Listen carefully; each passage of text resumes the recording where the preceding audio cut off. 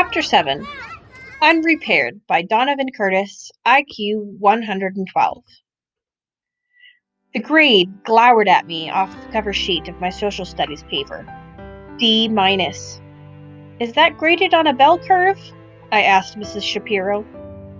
She was almost sympathetic. No, Donovan, it's just graded. Oh.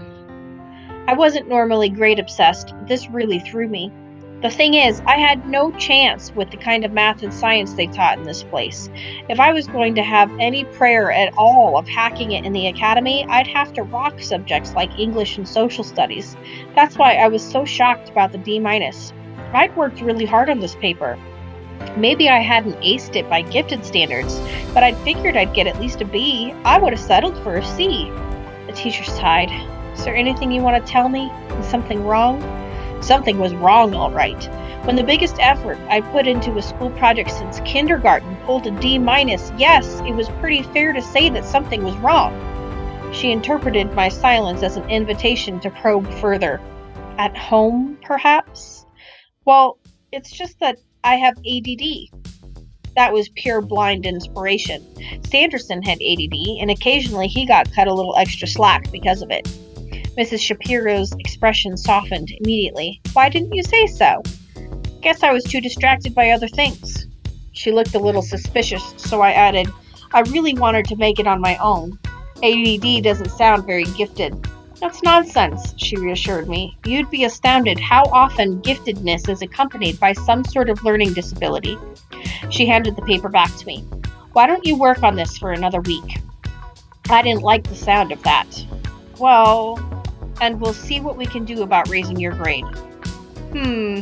Maybe there was more to this learning disability racket than met the eye. After all, ADD was just beginning. With a little bit of effort, I could work up a case of obsessive-compulsive disorder that would knock your socks off. And what about dyslexia? That could be just a ticket to ward off any D- that might be coming down the pike in English. I put my all into the social studies paper, and Mrs. Shapiro grudgingly upped me to a C. I fared no better in English class. Dyslexia or not, C- was the best I could come up with, and that was a stretch. Have you ever read Beowulf? Even the cliff notes could kill you. I expanded my list of disorders. Restless leg syndrome was a good one. It explained all my fidgeting, and my non-specific bladder issues allowed me to spend as much time in the bathroom as outside of it. I had this recurring nightmare that all my teachers got together and compared notes on my various illnesses, weaknesses, and diseases. At the end of the dream, an ambulance pulls up to the academy to haul me off to intensive care, but when the attendant takes off a surgical mask, it wasn't a paramedic, it was Dr. Schultz. Then I'd wake up choking and spitting because Beatrice was sleeping on my face. Yes, the chow chow was still a fact of life. I should say a fact of my life, since she totally loved me. Props to Katie, she tried to help out, but every time she even got in the same room with her husband's dog, Beatrice growled her off. All the mutt wanted was me. She spent her nights in my bed and her days in my dresser drawer because my scent was on my sheets and clothing, which meant I spent nights and days scratching at itchy dog hair. There wasn't a part of my body the chow chow hadn't napped on yet. I should open up for business as a parking lot. I'd make a fortune in dog biscuits. I would have put a stop to it, except that I was beginning to think Brad's mother was right. Beatrice really was sick. Her energy level was absolute zero, and she ate nothing at all, which was amazing because her stomach seemed fatter than ever. Nussbaum's pet snake had more get up and go. When the cold-blooded animals are livelier than the warm-blooded ones, you know you've got a problem. Katie was freaking out. If anything happens to Beatrice, Brad's going to drive his M1 halfway around the world and run me over. Not a good idea, I told her. You're a pretty big speed bump. We don't want to owe the Marines a new tank. Poor Katie. Her belly was expanding, her butt was widening, her ankles were thickening, and her varicose veins looked more like a road map every day. She was almost as big a mess as Beatrice, except that Katie hadn't started peeing on the floor. That unpleasant surprise came in the form of a warm puddle on the carpet as I made my way downstairs for breakfast. That mutt has got to go, I howled, hopping on the steps, pulling off my soggy sock. My dad grinned at me from the front hall. Is that how you support our troops, by evicting their pets? I don't want to live in a Chow Chow's toilet, I complained. He laughed appreciatively. Good thing you went to charm school before you got picked for the academy. Even Dad cut me a little slack these days. No wonder the gifted kids were different. They lived in a bubble. I'm going to pick up a carpet steamer on my way to work this morning. Change your socks, I'll give you a ride. Outside, my eyes were drawn to the new bumper sticker on Dad's car. Proud parent of an honor student at the Academy for Scholastic Distinction. I'm not an honor student, I managed. Understatement of the year. I just go there. He was unperturbed. Everybody's an honor student at that place. It's an honor just to walk in the door. We're all proud of you, Donnie. Your mother and me, Katie. Great, I snorted. She said I'm dumber than her bladder-challenged dog. Dad started the car. She may not say it in so many words, but don't think she isn't feeling it. These are tough times for our family, what with Brad deployed and the baby coming, and now Beatrice. Like we don't have enough stress in our lives already. Then you step in and do something for everybody to feel good about. It's like it was sent from heaven. I felt as if I was losing my mind. Hiding out in the gifted program and carrying the emotional well-being of my entire family. No pressure. At the small appliance shop, I hung back while Dad spoke with the salesman. There was a copy of the town paper lying open in the cashier's desk. I nearly threw up my breakfast when I read the banner headline. Repairs in limbo thanks to Statue Gate.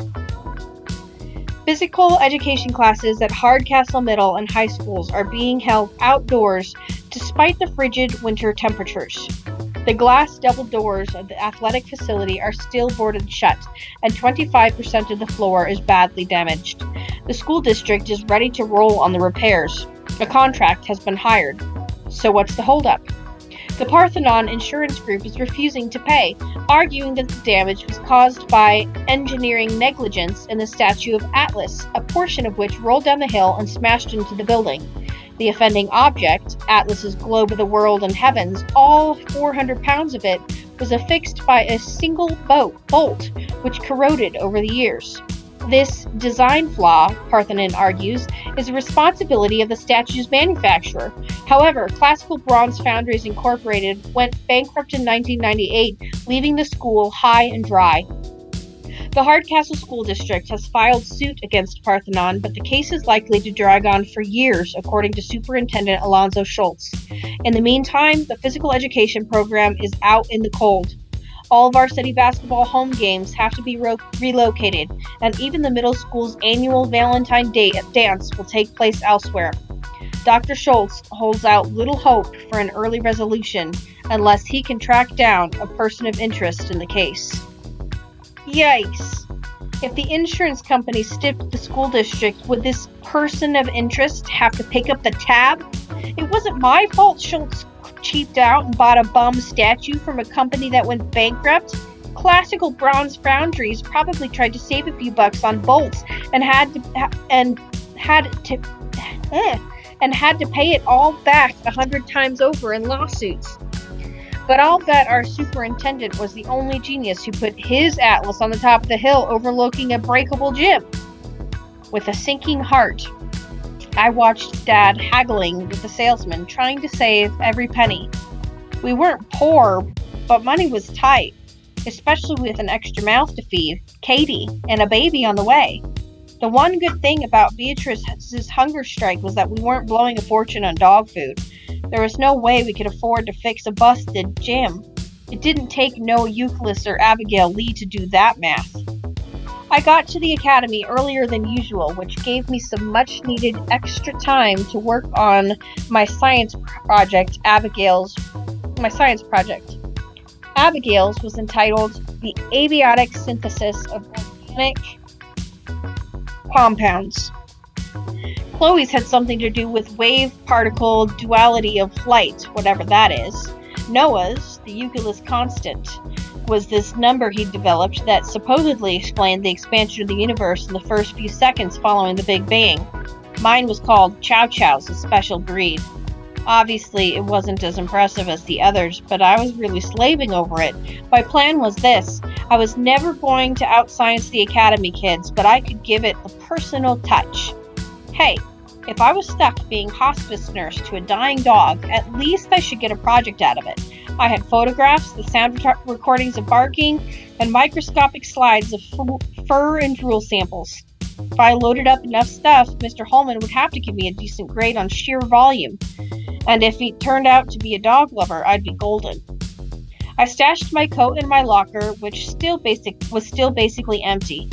Lockers were huge at the academy. I'd never seen it, but supposedly one kept a full tropical fish tank in his, plugged into the built-in power strip.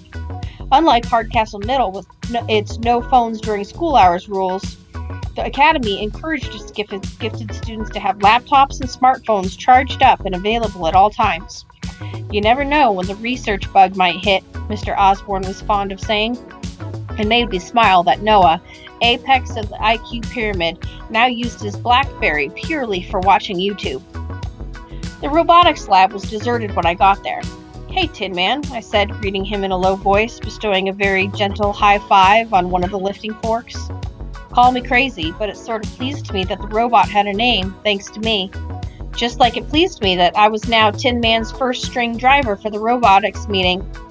I know that must seem pretty stupid coming from someone who was in such big trouble in every other phase of his life. Standing there next to Tin Man, I happened to glance over to the teacher's cluttered desk. There was an internal memo from on top of the mess. My eyes froze on the subject line. Summer school. It had to be about me. Who else in this class of brainiacs could possibly need summer school? In the interest of self-preservation, I had to read it. Oz, as we feared, the district has been unable to find a certified teacher to offer human growth and development to your students who have unfortunately missed it. Summer school appears to be their only option. The kids affected are Chloe Garfinkel, Abigail Lee, Noah Euclid. This is as far as I got before Mr. Osborne came in and caught me stooping. "Donovan, step away from my desk." I was too blown away to worry about whether or not he was mad. "Those guys?" "It's none of your business," the teacher interrupted sharply. "It doesn't affect you at all." "But why would the smartest kids in town need summer school?" I persisted, bewildered.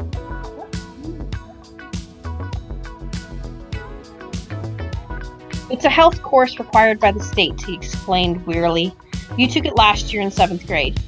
Light dawned. "And you were so busy teaching them genius stuff that you missed it." I molded over.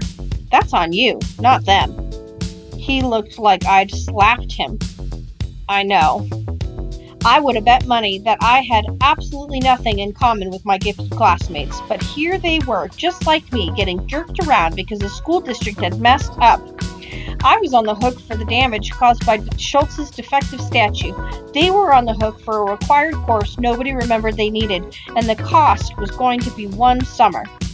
So teach it to them," I concluded. "Those guys, it won't take 10 minutes before they know it better than you." He shook his head gravely. "The teacher has to be state certified, or it has to come from hands-on experience." "Hands-on experience?" I repeated, startled. "They want that? Isn't it all about, well, you know, physiology?" he interjected. "Adolescence, body changes?" The seed of an idea began to germinate in my mind. "What else?" I prompted. "Reproduction?"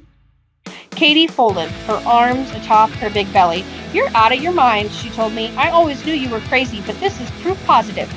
"Don't be like that," I wheeled. "It won't cost you anything except a few trips to the school. Why should you care? You'll be pregnant anyway." "It won't cost me anything?" she echoed. "How about my privacy, my dignity, my self-respect, my right to bring a baby into this world without turning it into a science fair project?" "It isn't even for me," I argued. "These kids really need your help. They're in a jam." She was adamant. "Well, if they're so gifted, let them find a way out of the jam." "You have to do this for me," I said stubbornly. "No way, Donnie. Not in a million years. I'm not crawling into a petri dish for you or anybody." I sighed. "Well, okay. I feel sorry for Brad, though." She was wary. "What's Brad got to do with it?" "You know where he is, far from home, serving his country." It'll break his heart when he finds out his beloved dog isn't getting the care and attention she deserves. I pointed to Beatrice, who was making another liquid deposit on the rug. She shrieked so loud that it brought Mom running up the stairs. "What's wrong?" "Nothing, Mom," I called, "but fire up the carpet steamer, will you? We're going to need it in a few minutes." Katie was beside herself. "Just what are you saying?" "Do I have to spell it out for you? If I don't look after Beatrice, Beatrice doesn't get looked after." "And that's my fault?" she demanded. "She won't let anyone near her." "I totally sympathize," I assured her. "Bad things happen to good people sometimes. Look at the poor academy kids. It isn't their fault they missed this credit. They're the ones who have to suffer. Just like it isn't your fault your mother-in-law dumped a dying dog on your doorstep." "Don't say dying. She's not dying. She can't." Suddenly, Katie clued in. "You miserable, blackmailing slime bucket. This is low, even for you." I nodded in agreement. Poor Brad. She was bitter. "What do you care if a bunch of nerds go to summer school? You already took this course. There's nothing in it for you." She was only half right. There was nothing in it for me, at least nothing I could explain to Katie. If this worked, if following Katie's pregnancy could count as hands-on experience for human growth and development, that would strengthen my ties to the Academy for scholastic distinction. And it wouldn't make my grades any better, but it might take people's attention off how ungifted I was. The longer I could stay at the Academy, the longer I could keep myself hidden from Schultz's justice. Selfish? Big time. And something else, too. It was absolutely what James Donovan would have done. Maybe Ancestry.com wasn't such a waste of money after all. The Hardcastle gym may have been my Titanic, but we were survivors, James and me. Aloud, I said, "I'm doing it because a nice person helps his friends." She rolled her eyes, but I knew I had her.